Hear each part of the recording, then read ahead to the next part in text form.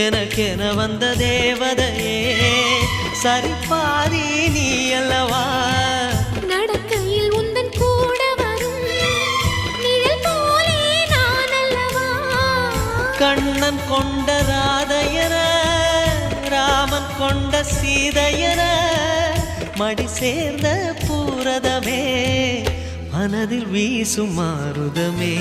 நன்றி சொல்ல உனக்கு வார்த்தை இல்லை எனக்கு நான் தான் மயங்குறேன்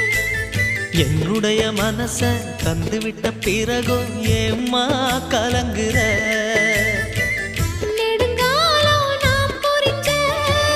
தவத்தாலே நீ கிடைச்ச திருக்கோயில்